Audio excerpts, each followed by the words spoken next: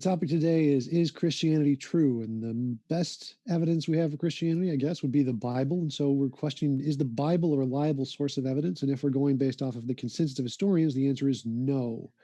The Bible consists of not eyewitness testimony at all. It's accounts written 20, 30, 40, 70 years after the fact, which is incredibly unreliable just based off the time frame. But even if we assume they were eyewitness testimonies written the exact moment it happened, it would still not be reliable. Eyewitness testimony is a form of conceptual evidence, so it can only justify conceptual conclusions. Like, for example, if I said, I'm imagining a unicorn, it would be reasonable to believe me because that is a conceptual conclusion about something in my head. But if I told you I saw a unicorn, like a real living, breathing unicorn, it would be unreasonable to believe me at all. This is opposed to something like if I said I saw a dog, that would be reasonable to believe me.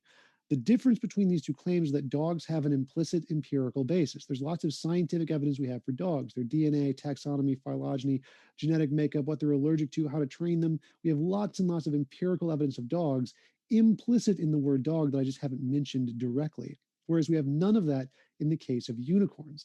Therefore, it's reasonable to believe me if I told you I saw a dog because of the combination of two different types of evidence: the conceptual evidence of my testimony, in addition to the empirical evidence that is implicit in the statement.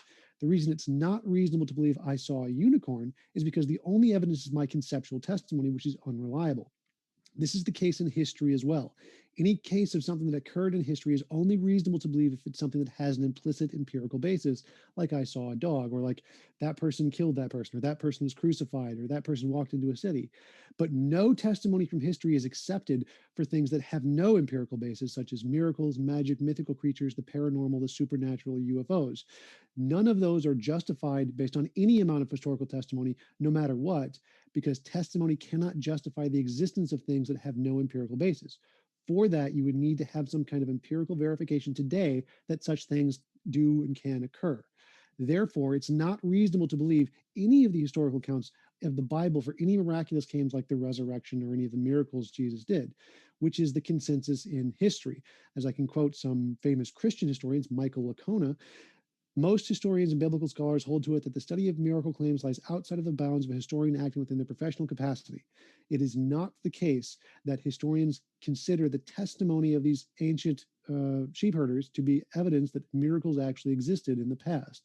So no, you cannot use the testimony of the New Testament to indicate the existence of miracles. Secondly, most of the Old Testament is demonstrably false. Most historians consider the Moses, Abraham, Isaac, Jacob, Sarah, Cain, and Abel, Daniel, including the entire Exodus story, to all be fabrications made up as foundational myths of the Abrahamic religions. None of them actually occurred. So all of the entire basis of the Christian faith and sin, Adam and Eve, the apple, the falling of humanity, all of that is complete fabrication that we know is false due to things like evolution and discoveries by Darwin and geology and cosmology. It's clearly false. So we know that both the Old Testament and the New Testament are not reliable sources of data, as confirmed by the consensus of historians in the field. We know that testimony does not work to justify miracle claims. So no, we are not justified in believing that somehow there is a magical being that rose from the dead based off of a book written 2,000 years ago by non-eyewitnesses 70 years after the fact. And even if they were, that wouldn't be justified. So we can conclude that based off of these facts, Christianity, it's unreasonable to believe Christianity is true based off of the Bible alone. And so we'd have to consider, are there any other factors? In order to differentiate, in order to be evidence that Christianity is true, you need some way to differentiate imagination from reality. And that's what evidence is. Evidence is whatever can accurately differentiate between, is this imaginary or is this real? In science, the way we do that is novel testable predictions, which may not be the only way. If you could provide a different way, that's perfectly fine too. But an acceptable measure of evidence is novel testable prediction. So if Christianity was true, a good basis of evidence for it would be if you could say, if I believe in God, this is the case, and if we can do this experiment to get this result, and it happens, that would be good evidence. And the fact that Christianity has been unable to provide any such examples is good evidence that it's just imaginary.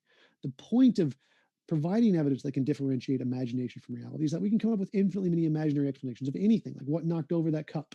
Well, maybe it was the wind, maybe somebody knocked the table over, maybe it was the squirrels, maybe it was invisible aliens, magical specters, magical unicorns, a god. You can just make up infinitely many imaginary ways to explain what knocked over that cup.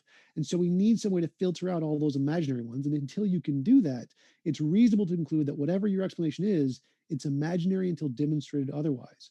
So until theists can provide a way to differentiate imagination from reality, then it's reasonable to conclude that their explanation is purely imaginary and nothing but something come up within their heads.